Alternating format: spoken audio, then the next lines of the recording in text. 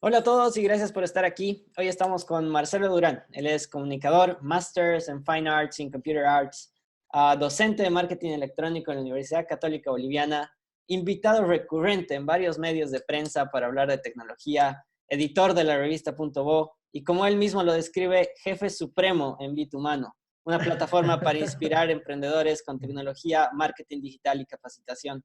Marcelo, muchísimas gracias por estar aquí y aceptar esta invitación. No, gracias querido Ale, a ti. Es una experiencia fascinante la de poder compartir a través de la distancia y con la tecnología conocimiento, amistad, así que muchas gracias por este espacio. No, encantado, encantado, Marcelo. Para las personas que están viendo, es la primera vez que estamos hablando. Creo que nos hemos Mm. seguido siempre el contenido y nos hemos Sí, comentado en Facebook, pero es la primera vez que estamos cara a cara, ¿no? sí. Te cuento que es algo que me pasa mucho y lo disfruto bastante. Sobre todo tengo gente que sigo en Twitter y que de pronto la veo en la calle y le digo, oye, tú eres fulano de tal, ¿no? Me dice, sí, ¿no? Un poco extrañados. Le digo, sí, yo te sigo en Twitter y ahí charlamos, porque creo que al final es eso, ¿no? Humanizar también los espacios digitales y convertirlos en esto que estás haciendo ahora. Sí, concuerdo plenamente. Qué lindas experiencias son esas, ¿no? Cuando encontrar o ver por primera vez a alguien que ha seguido en línea y demás. Y más ahora que básicamente todos nos han empujado a la piscina y hay que hacer uso de las herramientas digitales, ¿no? Y esa era mi primera pregunta para ti, Marce. ¿Cómo estás viendo tú este cambio? ¿Cómo piensas que las personas están adaptándose a este cambio eh, inesperado para lanzarse a empezar a trabajar remoto o educar en el remoto? A ver, me parece un ejercicio fascinante, un ejercicio para verlo en tiempo real, un momento de aprendizaje único, histórico, sobre todo porque desde hace muchos años atrás, sobre todo nosotros que ya hemos pasado los 40 hace tiempo, venimos de una generación, para que te hagas una idea del contexto. Yo a mis estudiantes les digo que cuando yo estaba terminando la universidad no había internet y que me he tenido que adaptar rápidamente y aprender. Y lo que me gustó de Internet en sus inicios fue justamente esa idea de aprender, de ¿y a qué página me meto? ¿No? Meterte a Netscape en el laboratorio de la universidad y que te digan, tienes Internet para ver el Museo del Louvre o para meterte a la biblioteca del MIT. Eso era lo que había en Internet a principios de los 90. Pero con el tiempo, las .com y todos los negocios digitales, digamos que han cambiado un poco la percepción para bien y para mal, y le han dado un enfoque muy lúdico, como que Internet es solo para divertirse, solo entretenimiento, y de pronto ahora estamos volviendo al origen, volviendo al punto cero, en el que estamos diciendo, oye, Internet es para esto, es para aprender, para pasar clases a distancia, para tomar cursos a distancia, para poder contactar con un docente de otro lado, y creo que estos 30 años de Internet de pronto se están poniendo a prueba en un mes para volver a ese momento cero. Entonces, me parece riquísimo esto, sobre todo que la gente lo esté descubriendo de esta forma, un poco obligada, pero también reencauzando el sentido original de lo que es Internet. Completamente de acuerdo. En lo que mencionabas ahorita en la historia me has hecho acordar la primera vez que yo vi internet en mi vida y le agradezco a mi papá que ha tomado la iniciativa de mostrarme el internet cuando recién estaba apareciendo, pero me acuerdo que Sí. era una experiencia como que tenías que ir a un café o un lugar especial y solo Sí. ahí y creo que era bastante caro y nos mostraba ahí las cositas, súper emocionado mi papá. Yo todavía creo que no comprendía realmente lo que significaba. Pero sí, era muy diferente, no había conexiones en casa, mucho menos se imaginaba que sería un smartphone, ¿no?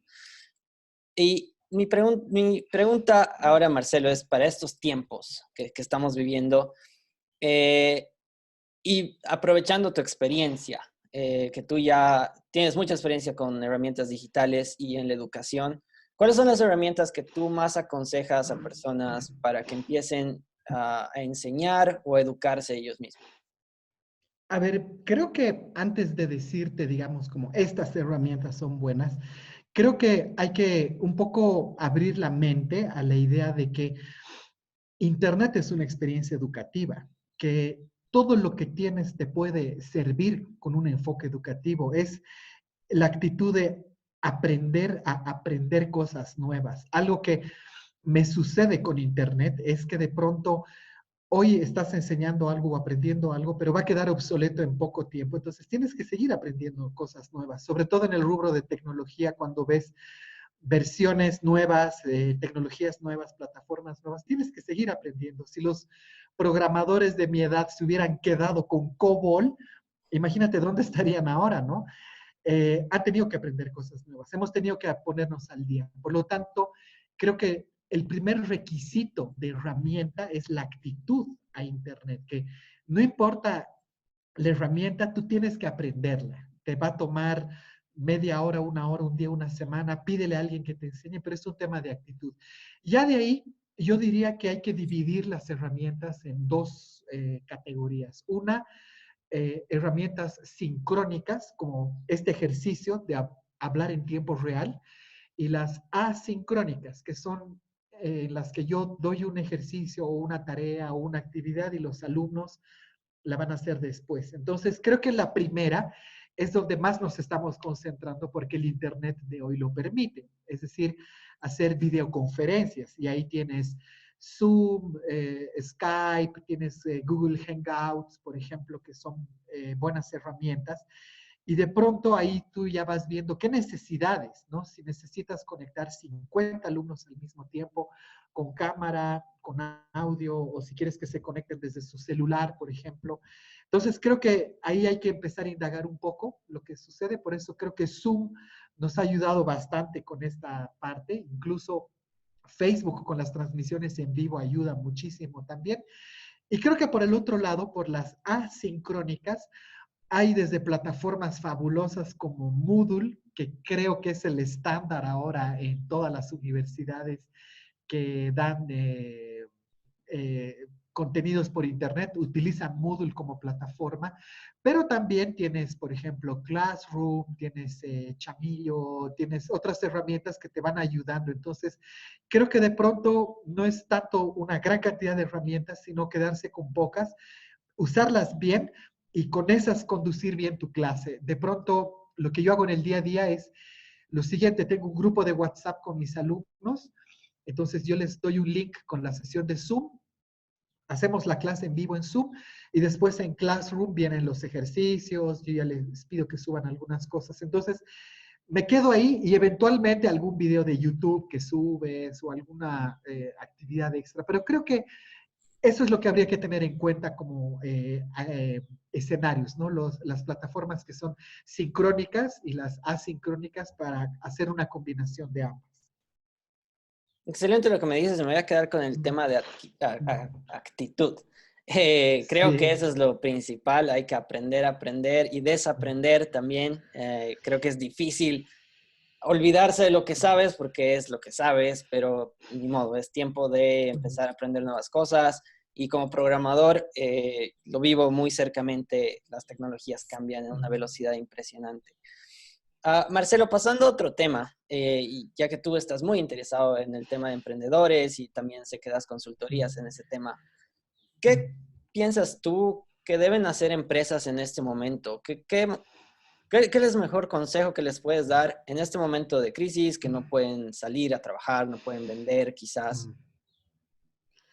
creo que es un momento muy oportuno para hacer una reflexión interna en el entendido que la palabra crisis no es una palabra negativa. Crisis significa decisión, dividir qué camino vas a tomar. Entonces, creo que de las crisis surgen también ideas interesantes, proyectos interesantes, reinventos interesantes. Entonces, creo que estamos en un momento en el que para muchos emprendedores, sin importar el tamaño de tu negocio o el impacto que está teniendo este fenómeno en tu negocio, creo que es un poco reevaluar el modelo que estás usando.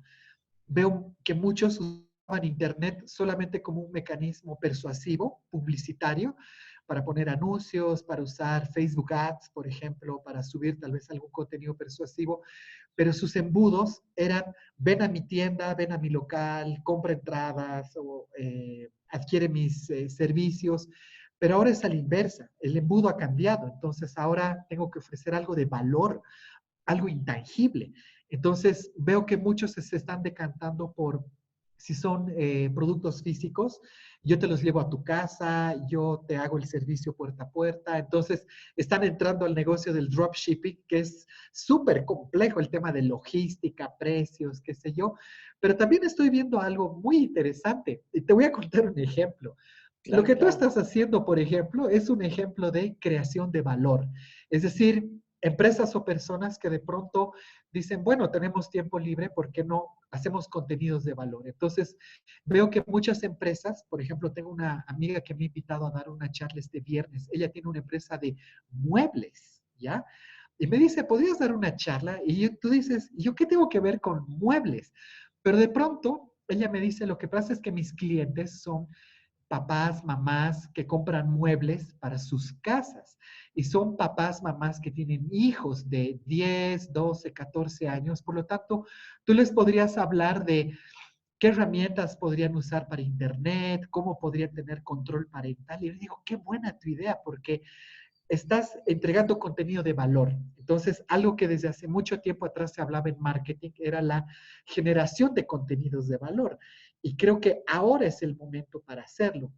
Gimnasios que te dan rutinas por la web, artistas que transmiten sus conciertos en vivo. Entonces, es una oportunidad rica para decir, bueno, ¿y yo qué más puedo hacer más allá de comprar en uno y vender en dos? O sea, ¿cuál es el valor de lo que tú estás haciendo? Entonces, es una oportunidad importante histórica para que los emprendedores puedan pulir esa parte, de tal manera que cuando pase la cuarentena se filtren los que han sobrevivido y digamos, bueno, realmente tu contenido me ha gustado, te voy a seguir de aquí en adelante. Ok, sí, estaba escuchando atento y he notado que mencionabas varias veces la palabra valor. Y ahí te quiero Sí. hacer una pregunta. ¿Qué es valor?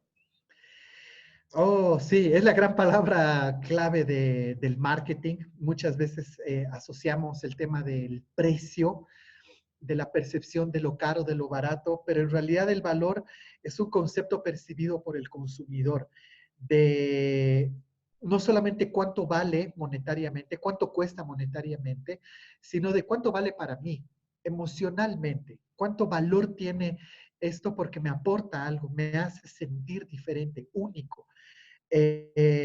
Lograr eso en marketing de pronto se ha vuelto en el gran objetivo para las marcas, porque tú quieres diferenciarte de las demás, pero no solamente por precio, por fabricación, origen, manufactura, qué sé yo, fórmulas, sino porque estás haciendo algo diferente y ese algo diferente tiene componentes emocionales, subjetivos muy complejos. Por lo tanto, esa generación de valor tiene que ver, te voy a contar con un ejemplo también el otro Claro, día.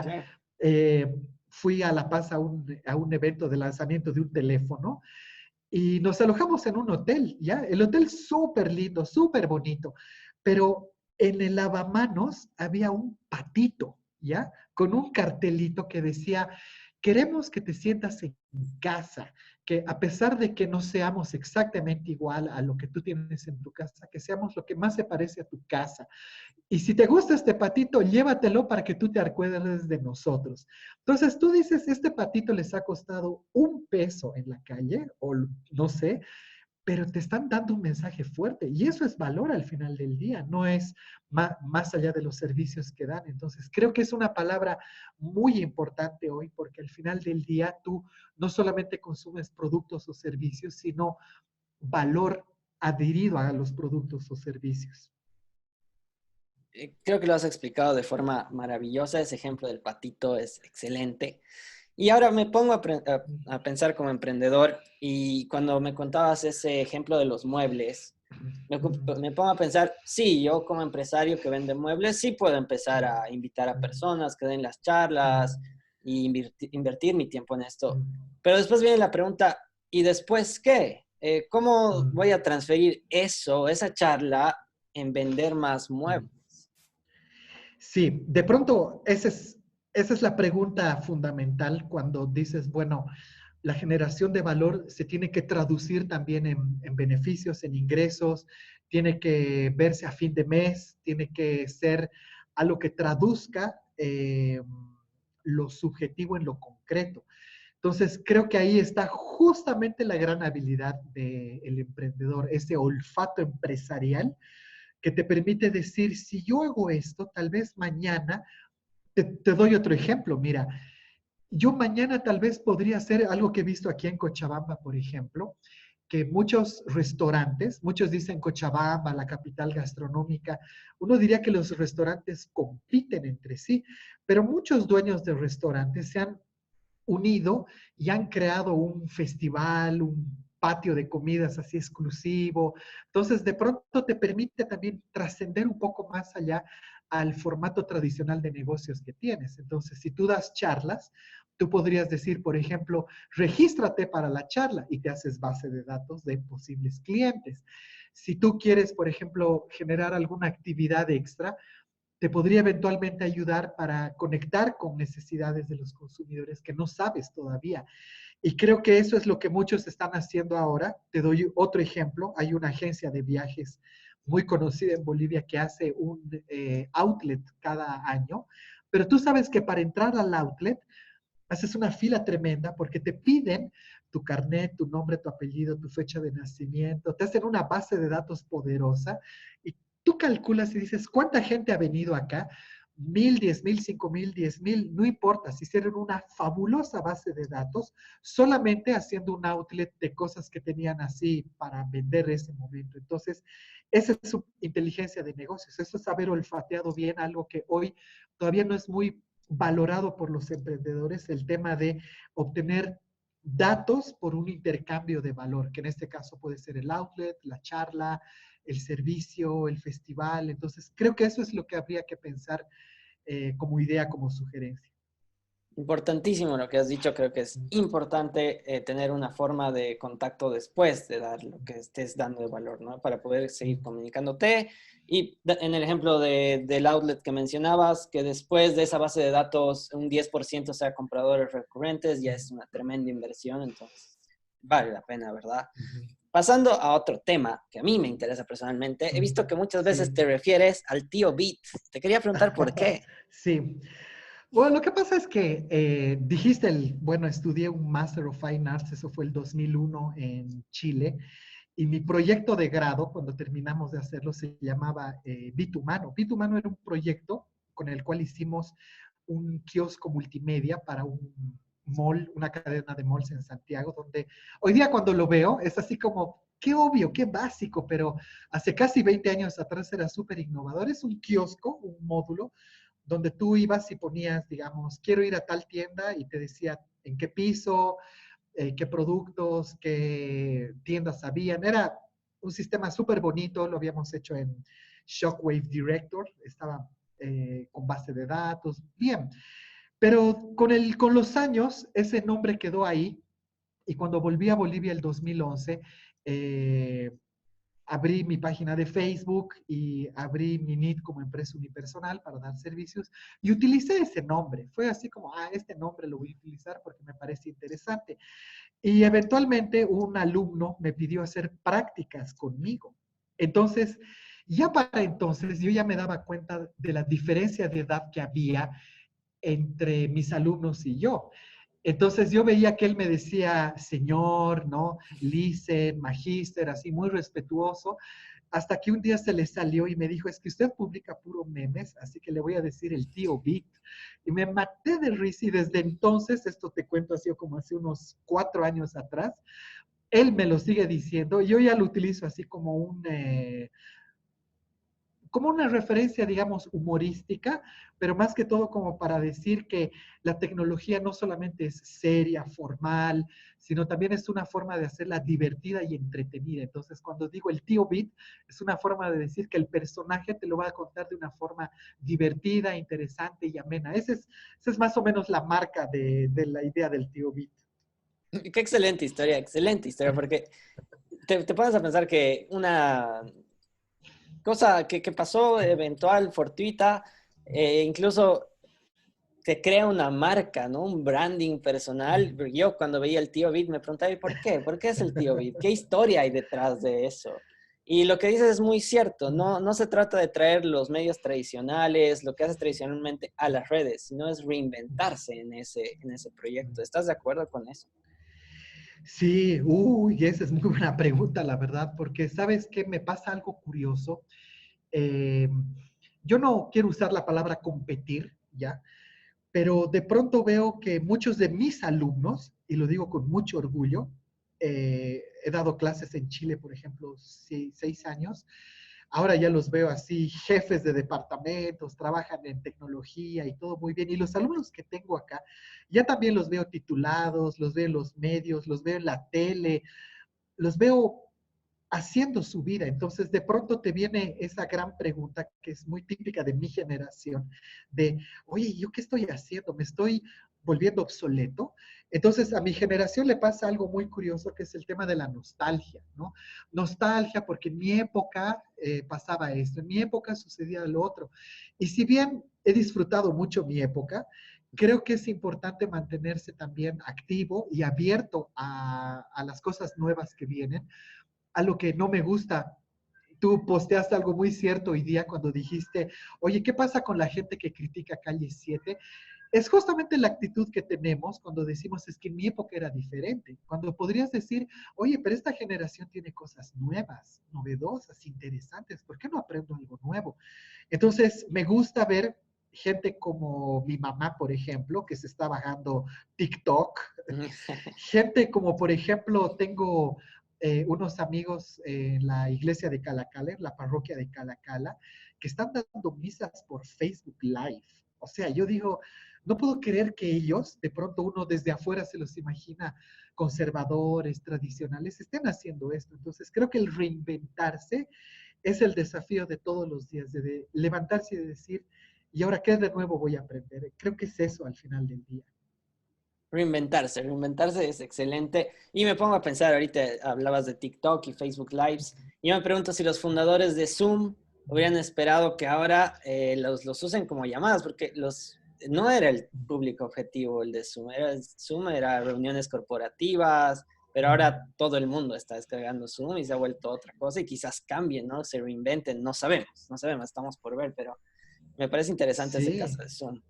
Ah, Bueno, de hecho te cuento solo una cosita, mira, antes de continuar, que yo hasta ahora he tenido como 4 reuniones de Zoom con mis compañeros de universidad, de colegio, con familia, porque de pronto el estar lejos es una cosa y no poder reunirnos, pero oye, ¿dónde nos juntamos? Vamos a Zoom. Entonces, en Zoom ponen música, charlan, tu bebé está llorando, anda a atenderle. Entonces, se ha vuelto un ejercicio fascinante que, como bien dices, a ellos no se les ha ocurrido, pero están abriendo una beta muy interesante para ver de aquí a futuro.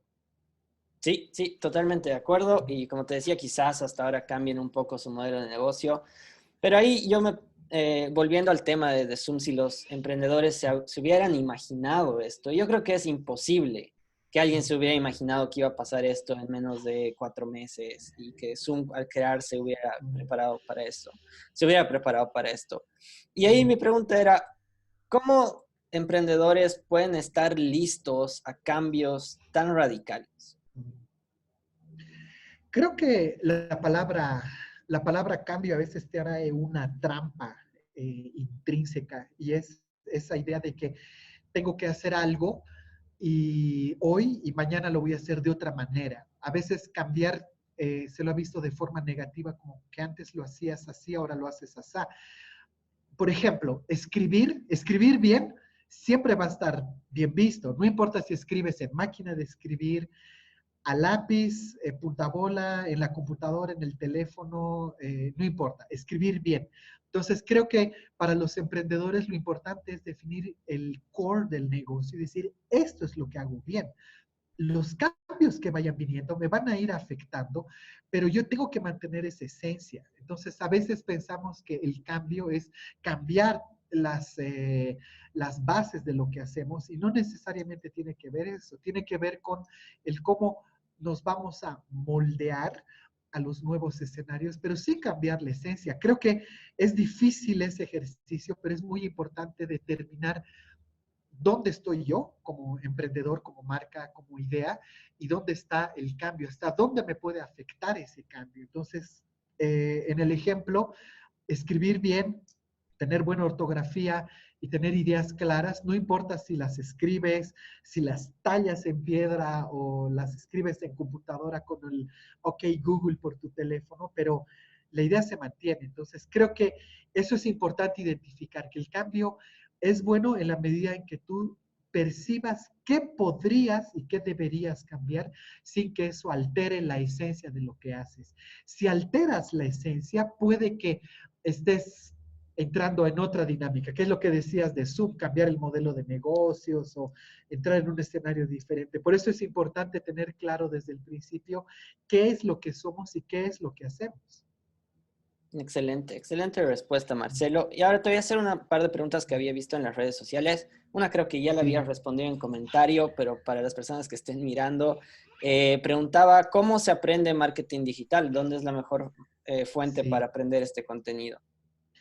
Bueno, yo ahí en el comentario le puse una respuesta, la voy a dar ahora, pero en realidad son dos respuestas. La primera, el marketing digital hay que aprenderlo junto a las empresas que hacen marketing digital. Es decir, Facebook, Google tienen plataformas gratuitas para aprender, tienen cursos gratuitos. Facebook tiene Blueprint, tiene Aprende, Google tiene Actívate, por lo tanto tú puedes pasar clases, puedes capacitarte, hay mucho material, hay muchos bloggers, Vilma Núñez, Juan Merodio, por ejemplo, que tienen contenido riquísimo para aprender y día a día estar poniéndonos al día con nuevos conceptos, nuevas ideas. Eso por un lado, pero creo que por otro lado, el marketing digital tiene una ventaja y una desventaja. Es muy lindo, es muy atractivo, pero también es muy desafiante porque hablas y tratas con personas. Entonces necesitas desarrollar una habilidad importante para entender el comportamiento de las personas en diferentes escenarios. Y eso se lo hace en la práctica.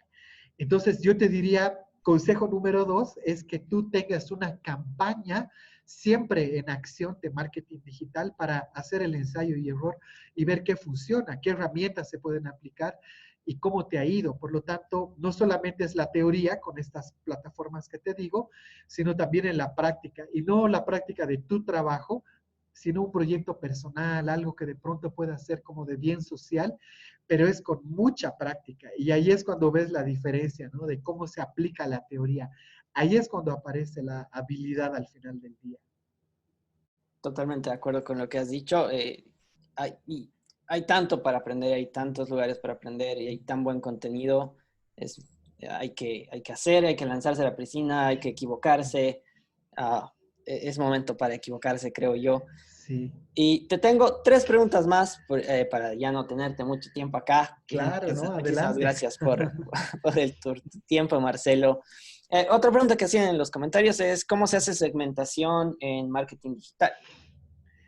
A ver, la segmentación es como la palabra misteriosa, ¿no? Que la venimos arrastrando en marketing desde hace muchos años y siempre nos imaginamos con términos cuantitativos.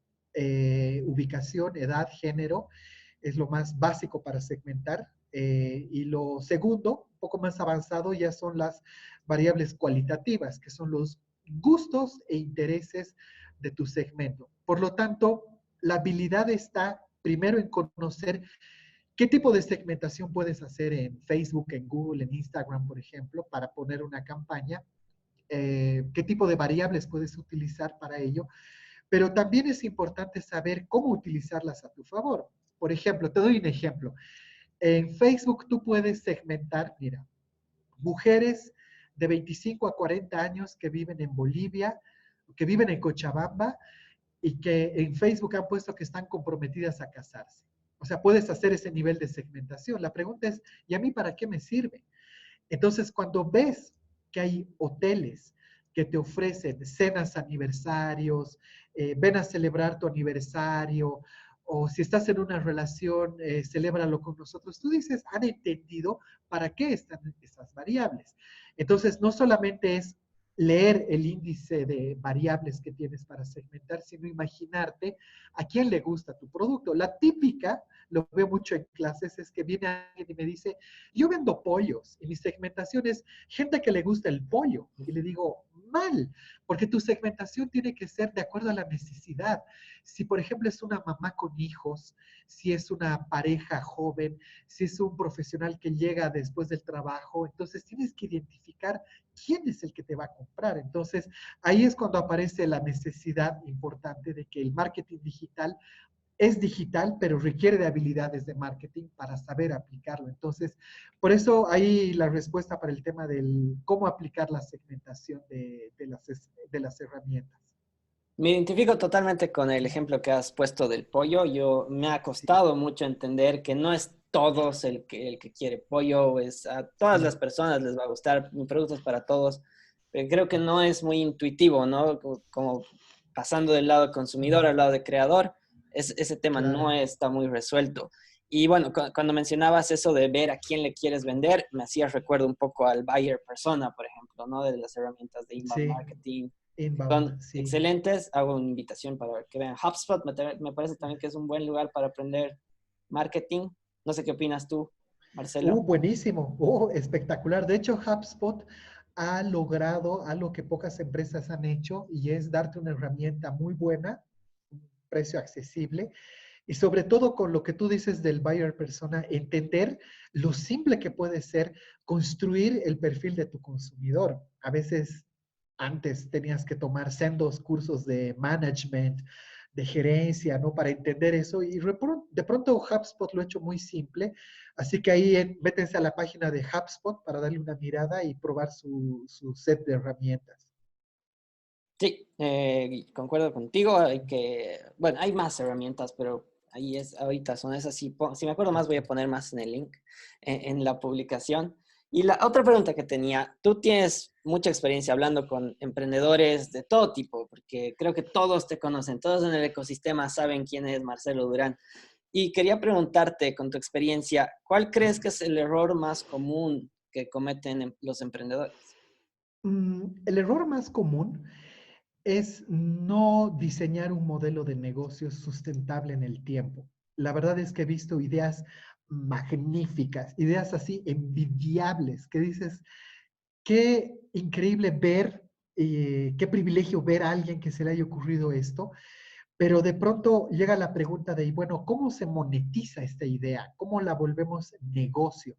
Entonces, creo que hay una gran diferencia entre tener una buena idea y hacer un negocio de esa buena idea.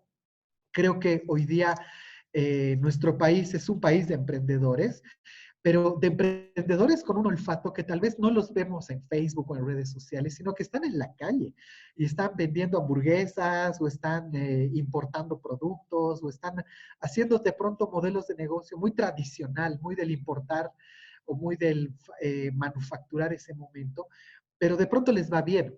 Entonces, cuando viene alguien y me dice, tengo esta idea, y lo veo mucho en los hackathons, startups, la pregunta siempre queda, y bueno, ¿cómo ganamos de esto? ¿Cómo hacemos que esto sea sustentable? Entonces, creo que el primer error es que esa idea no se logra traducir en un negocio. Y es porque tenemos miedo de hablar de negocio, tenemos miedo de decir, quiero ganar dinero con esto, quiero que el dinero me sirva para crecer como empresa, para dar empleo. De pronto tenemos un poco de miedo a eso y el dinero a veces lo vemos como un factor negativo, como que tenemos vergüenza de pedir dinero, cuando en realidad es la base del emprendedurismo. Entonces, ahí está el primer error, el fundamental y el que hace que 9 de 10 ideas se terminen cayendo porque el modelo no es sustentable en el tiempo. Sí, totalmente de acuerdo con lo que dices. Especialmente ahora, después de una crisis, quizás lo más importante sea que empieces a facturar, quizás los negocios, los más famosos que escuchamos, ¿no? Como Uber, como WeWork, pero que tienen pérdidas maravillosas cada año, Sí, ya dejen de existir y se dé más énfasis a esos que realmente están facturando y traen un ingreso mensual a diario. Sí, estoy totalmente de acuerdo contigo. Y la última pregunta, Marcelo, sí. quería preguntarte, ¿qué está haciendo Bitumano ahora en estos tiempos y cuál es el futuro de Bitumano? Bueno, nosotros hemos tenido una reinvención. Los primeros 10 años que he vivido en Santiago, del 2000 al 2010, he estado muy metido en el tema de programación, informática, he trabajado en empresas de desarrollo de software, pero de pronto creo que tú me vas a dar la razón. Es fascinante, pero también muy demandante. Entonces, en algún momento de mi vida dije, bueno, creo que necesito hacer una pausa y reinventarme de otra manera. Y apareció la docencia, pero así como de casualidad. O sea, fue un compañero de trabajo que me dijo, no puedo ir a dar clases, ¿quieres ir tú? Y de pronto me vi enseñando PHP a chicos así en una pizarrita y dije, wow, ¿qué estoy haciendo? Y fue increíble, hubo un clic increíble. Entonces, eso hizo que al día de hoy nosotros nos dediquemos mucho a la capacitación universitaria, pero también a la capacitación y al entrenamiento empresarial, a muchos emprendedores que necesitan desarrollar habilidades, a empresas que necesitan incorporar ciertos procesos, no tanto como que yo les doy el servicio de marketing digital, sino yo les enseño las prácticas para que ellos las puedan implementar. Y eso se va expandiendo con otras cosas, como por ejemplo el desarrollo de contenidos, generar informes sobre fenómenos digitales. Entonces, lo que nos está sucediendo es que este fenómeno ahora está abriendo la veta de que no solo lo vamos a hacer de forma presencial, sino por qué no hacerlo de forma virtual. El año pasado ya habíamos ganado unos fondos concursables que al final no se lograron concretar, pero era para hacer una academia Bitumano para formar emprendedores en herramientas digitales, de tal manera que tú puedas aprender desde lo más básico hasta cosas muy elaboradas según el tamaño y la necesidad de tu emprendimiento. Entonces, eso es lo que de pronto tenemos aquí en el mediano plazo para terminar de implementar una academia de entrenamiento de emprendedores para que podamos finalmente poder fortalecer, sostener y desarrollar nuestras ideas de negocio y lanzarnos a la piscina. Y bueno, éxito para todos. Esa es la idea que tenemos en el mediano plazo. Qué buena iniciativa, Marcelo. Y con respecto a lo que mencionabas, sí es totalmente demandante este tema de la tecnología, muy Sí, cansador mentalmente y se refleja a veces en el cuerpo de ciertas formas como el estrés. Así que sí. me parece excelente que hayas encontrado este lugar donde te sientes tan a gusto en la educación. La educación es hermosa. Yo comparto esa pasión de la educación. Creo que por eso también estamos haciendo estos videos. Me gusta Sí, compartir, ¿no? Creo que esa es la esencia de la educación, compartir. sí, de hecho creo que la palabra clave hoy se está volviendo a la base de para qué usamos estas herramientas y creo que este aprendizaje colectivo nos está haciendo compartir pequeñas porciones de conocimiento que tenemos. Un ejemplo, por ejemplo, para la gente que nos está viendo, gracias a esto, mi mamá se ha dado la tarea de sacarle fotos a sus libros de cocina y pasar recetas por WhatsApp. Me he dado la tarea de hacer un tweet con esas fotos y he subido eso a Twitter y mucha gente que no tengo idea quiénes son me han dicho gracias, ese libro me ha encantado, he aprendido a cocinar con ese libro, felicítala a tu mamá por el libro. Y yo digo, qué interesante porque finalmente ella no está tuiteando ni nada, pero está compartiendo y al final eso me parece riquísimo porque para eso tenemos estas herramientas, para compartir y crecer juntos. Me has hecho recuerdo mucho una historia que Manuel Laredo también me contaba que su papá le mandaba historias por algún medio y él las publicaba y las hacía un blog, ¿no? Hay una sincronización ahí para hacer algo digital, algo que no es digital, digital, ¿no? Me parece excelente iniciativas. Marcelo, muchas gracias por tu tiempo. Yo lo he pasado genial. Te agradezco todo el conocimiento que nos estás dando ahora. Hay mucho por charlar. Sí, Si fuera por mí, estaríamos mucho más tiempo, pero no te quiero quitar tu tiempo. Y a las personas que están viendo, les hago la invitación de que te sigan, que te contacten si es que tienes tiempo. Yo estoy seguro que los vas a querer ayudar, pero más que todo seguirte porque siempre estás publicando cosas bien interesantes, todo lo que aprendes, haces videos de YouTube también. Entonces, Marcelo, muchas gracias y no sé si quieres cerrar con algunas palabras, algún consejo más que quieras dar a los que están mirando. no, gracias a ti. La verdad es que es increíble esta experiencia a través de estas herramientas y sobre todo que la gente sienta que esta es una oportunidad histórica para aprender, para redescubrirse también hacia adentro. Y bueno, que cada día que va sucediendo es el desafío de ver, y bueno, ¿y ahora qué? ¿No? Que no todo estaba escrito, que las reglas sí se podían cambiar, que sí se pueden adaptar, por lo tanto, ¿por qué no hacerlo nosotros? Así que otra vez la frase desde el principio es el ejercicio de aprender a aprender. Aprender a aprender. Con eso nos quedamos, Marcelo. Un gusto hablar contigo. Un abrazo. Gracias.